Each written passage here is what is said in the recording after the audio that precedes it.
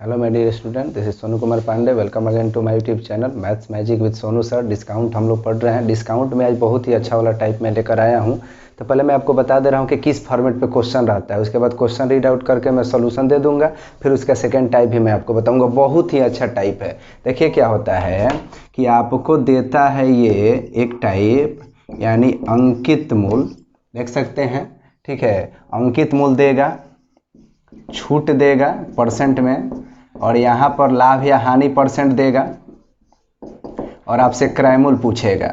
एक टाइप का क्वेश्चन हुआ, यानी ये सब गिवन रहेगा और आपसे पूछेगा क्रयमूल बता दीजिए। एक सेकेंड टाइप क्वेश्चन होगा, क्रयमूल आपको ओके दिया रहेगा, छूट भी दिया रहेगा परसेंट में, और लाभ या हानि भी आपको परसेंट में दिया रहेगा। लाभ या हानि भी परसेंट में दिया रहेगा। अब की बार हम लोगों से अंकित मूल पूछेगा। क्या पूछेगा? अंकित मूल पूछेगा, बता दीजिए। यानी ये बीच वाला दोनों मैटर रहेगा। क्रयमूल देगा तो अंकित मूल पूछेगा, अंकित मूल देगा तो क्रयमूल पूछेगा, छूट और लाभ या हानि परसेंट दिया रहेगा। तो देखिए दो स्टेप का क्वेश्चन है और बहुत अच्छे ढंग से बन जाएगा। यानी अगर अंकित मूल देगा ना तो पहले छूट की प्रक्रिया होगी। यानी अंकित मूल देगा तो पहले छूट की प्रक्रिया होगी, उसके बाद ये लाभ हानि परसेंट को हम यूज करके क्रयमूल निकाल लेंगे, ठीक है। लेकिन यहीं पर जब यहाँ क्रयमूल देगा ना तो पहले लाभ हानि प्रतिशत की क्रिया होगी। यानी लाभ हानि प्रतिशत वाला कैलकुलेशन पहले करेंगे, उसके बाद फिर छूट वाला कैलकुलेशन करेंगे, तो हम लोगों को अंकित मूल मिल जाएगा। वैसे आप लोगों को याद होगा कि छूट जो चेक होता है वो अंकित मूल पर चेक होता है, और लाभ हानि परसेंट किस पर? क्रयमूल पर। तो चलिए क्वेश्चन पढ़ते हैं, समझते हैं। दो चार क्वेश्चन देखिए, बड़े अच्छे अच्छे क्वेश्चन कलेक्ट करके मैं बता रहा हूँ, आपको दिक्कत नहीं होगा। एक दुकान में एक घड़ी पर 825 रुपये की कीमत की पर्ची लगी थी। विक्रेता ने अंकित कीमत पर 20% की छूट दिया, बिक्री मूल्य पर 10% का लाभ हुआ, तो क्रयमूल बताएं। तो पहला टाइप है, क्या दिया है? अगर आप देखें तो दिया हुआ है पहले अंकित मूल 825, यहाँ पर कह रहा है 20% का छूट दिया गया है, तो छूट लिख दीजिए 20%, और लाभ कह रहा है कितना हो रहा है? 10%। आपसे पूछ दिया है क्रयमूल बता दें। तो देखिए कैसे सॉल्यूशन होगा। यहाँ पर अंकित मूल दिया है तो पहले छूट का काम होगा। 825 का 20% छोड़ दिया, तो 825 का 10% 82 रुपये 50 पैसा, तो 20% दोगुना करेंगे तो 165 रुपया हो जाएगा। 825 में से 165 घटाइए तो 660 हो जाएगा। यानी बेचा कितने में है? तो 660 में। मैं आपको यहाँ पर बता रहा हूँ कि बेचा 660 में। अब चलिए, छूट देकर हमने बेच लिया, और लाभ हानि करके भी तो बेचते ही ना है। यानी लाभ हानि करते हैं तो क्रयमूल से बेचते हैं, और छूट देकर बेचते हैं तो अंकित मूल पर से बेचते हैं। तो चलिए, कोई भी चीज़ अपने आप में 100%, आप 10% लाभ लिए हैं, यानी आप बेचे 110% में। यानी आप कहेंगे 110% बराबर 660, तो 1% बराबर 660 बटा 110 गुना 100 करेंगे तो ये आपको क्रयमूल मिल जाएगा। यानी ये 6 बार में कटेगा, आंसर कितना होगा? 600। ध्यान दीजिएगा, ये लाभ हानि लेकर चल रहे हैं, तो यहाँ जो 100 से गुना करने पर मिलेगा क्रयमूल मिलेगा। अगर यहीं पे नेक्स्ट टाइप में हम लोग देखेंगे तो छूट लेकर इधर चलेंगे तो 100 से गुना करने पर हम लोगों को अंकित मूल मिलेगा। यानी एक बात और अच्छे ढंग से आप यहाँ समझ लीजिए, क्वेश्चन तो बन ही चुका है। कहने का अर्थ है ये अगर सेलिंग प्राइस है तो अंकित मूल पर छूट देकर आइएगा, अंकित मूल पर छूट परसेंट से आइएगा तो विक्रयमूल के पास पहुंचिएगा। अगर क्रयमूल है तो लाभ या हानि परसेंट का हिसाब किताब करिएगा तो आप विक्रयमूल के पास आइएगा, और यहाँ कंसेप्ट लग जाएगा विक्रयमूल बराबर विक्रयमूल। और मैंने कंसेप्ट आपको समझा ही दिया है कि अंकित मूल देगा तो पहले छूट की प्रक्रिया होगी, उसके बाद लाभ हानि वाला कंसेप्ट लगा के बनाएंगे, ठीक है। अगर क्रयमूल देगा तो पहले लाभ हानि का, उसके बाद हम लोग छूट वाली प्रक्रिया को फॉलो करेंगे। तो ये बहुत ही अच्छा टाइप है, देखिए अच्छे ढंग से बन जाएगा। दूसरा क्वेश्चन देखते हैं। एक दुकानदार किसी वस्तु को अंकित मूल्य पर 10% की छूट देकर बेचने के बाद 20% का लाभ कमाता है। अंकित मूल्य अगर 500 रुपया है तो उसका क्रयमूल्य बताएं। तो देखिए गिवन क्या है, कह रहे हैं हम लोगों से कि अंकित मूल्य जो है इसको फिक्स प्राइस लिख सकते हैं, ये 500 रुपया है। कह रहा है छूट जो है वह 10% है। कह रहा है कि लाभ जो होगा वह 20% का होगा। क्रय मूल्य बता दें, फिक्स टाइप है ये, बहुत ही अच्छा टाइप है। तो देखिए फिक्स प्राइस पर छूट निकाले 500 का 10%, 50 रुपया, यानी 500 में 50 रुपया छूट दिया तो बेचा कितना में, तो आप कहेंगे 450 रुपया में बेचा। लेकिन यहाँ कह रहा है कितना लाभ लेके बेचा है, 20%। तो कोई भी चीज़ अपने आप में 100%, तो यहाँ क्रय मूल्य पूछा है तो क्रय मूल्य 100% मान लिया, 20% लाभ लेके बेचा तो 450 में वहाँ कह रहा है, यहाँ 20% लाभ कह रहा है, यानी कहेंगे 120% बराबर 450। तो 450 बटा 120 गुने 100, चूंकि इधर लाभ हानि चल रहा है तो यहाँ जो आएगा वो क्रय मूल्य आ जाएगा। तो देख सकते हैं यहाँ से काटेंगे आप तो आप 20 छक्का 120, 20 पचे 100, यहाँ 7 छक 42, 6 पचे 30, यानी 75 गुने 5 करेंगे, 7 पचे 35, 50 25, यानी 375 रुपया आपका आंसर हो जाएगा। चलिए इस टाइप का 2-3 क्वेश्चन और देखते हैं, फिर सेकेंड टाइप वाला देखेंगे जिसमें क्रय मूल्य हम लोगों को दिया होगा, लाभ हानि छूट प्रतिशत दिया होगा। चलिए देखते हैं। चलिए देखिए सेम टाइप क्वेश्चन है, यानी कह रहे एक साड़ी के अंकित मूल्य पर 20% का एक बट्टा देने के बाद एक व्यापारी 12% का लाभ होता है तो उसका अंकित मूल्य 840 रुपया है, तो क्रय मूल्य बताएं। यानी 840 रुपया फिक्स प्राइस है, 20% का बट्टा दिया, तो पहले हम लोग क्या कर रहे हैं, बट्टा का काम, उसके बाद लाभ हानि का काम। तो बट्टा 20% का दिया तो यहाँ देखें 10% 84 हुआ, तो 20% क्या हो गया 168, यानी 840 में से आप 168 घटा लेंगे, 10 में से 8 गया 2, और यहाँ आप देख सकते हैं 13 में से 6 गया 7 हो जाएगा, और फिर यहाँ 7 में से 672 रुपया, यानी बेच रहा है कितना में, तो 672 रुपया में बेच रहा है। लेकिन कह रहा है 12% का लाभ हो गया, यानी लाभ वाला प्रक्रिया करेंगे तो 112% बराबर 672, तो 1% बराबर 672 बटा 112 गुने 100।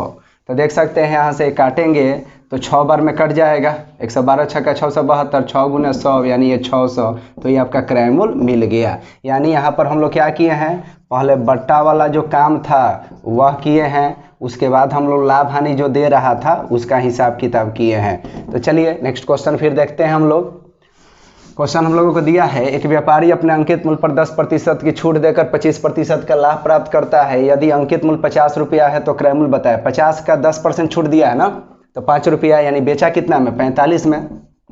कह रहा है 25% का लाभ हो गया, यानी कहेंगे 125% बराबर 45, तो 45 बटा 125 गुना 100 करेंगे तो आपको क्रय मूल्य मिल जाएगा। क्योंकि बात अब समझ चुके हैं तो सब लिखने की जरूरत थोड़े है, क्वेश्चन अंडरस्टैंड करना है और सॉल्व करना है।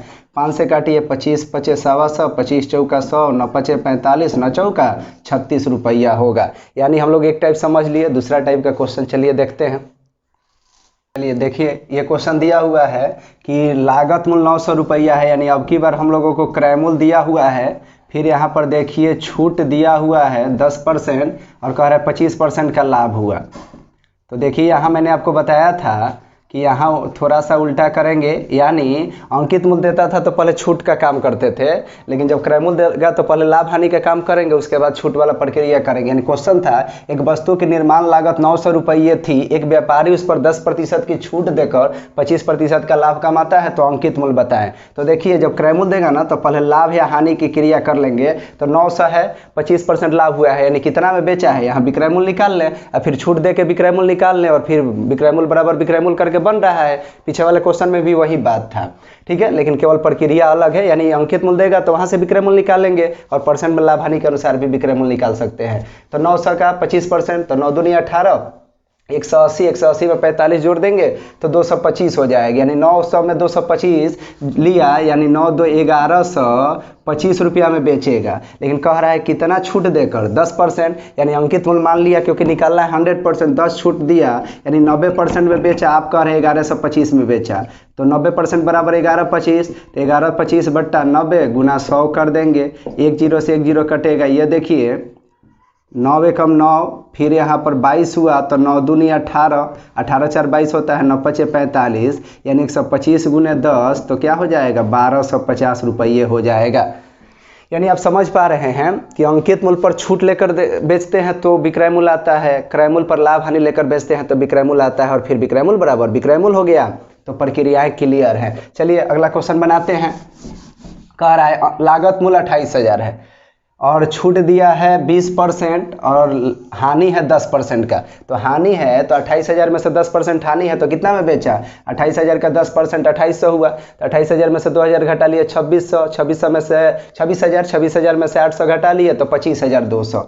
यानी आपने विक्रय मूल्य 25,200 में बेचा है। कह रहा है कि यहाँ पर छूट दिया है 20% तब बेचा है। तो अंकित मूल्य मान ली 100%, 20 छूट दिया यानी आपको बेचा 80% में, यानी 80% बराबर 25,200। तो 25,200 बटा 80 गुना 100। देखिए इधर छूट लेकर चल रहे हैं ना तो ये अंकित मूल्य देगा। अगर इधर लाभ हानि लेकर चलते तो ये 100 से गुना करने पर आपको क्रय मूल्य देता। इसलिए हमेशा ध्यान रखेंगे, यहाँ से भी पकड़ में आ सकता है बात कि 100 से मल्टीप्लाई करने पर क्या होगा, क्योंकि कोई भी चीज़ हर हालात में अपने आप में 100% होता है। तो हम क्या लेकर चल रहे हैं 100% को यहाँ फोकस करना आपको होगा। तो देखिए 20 चौका 80, 20 पच्चीस 100, ये 6 चौका 24, फिर 4 तिहाई 12 तो 0 हो जाएगा।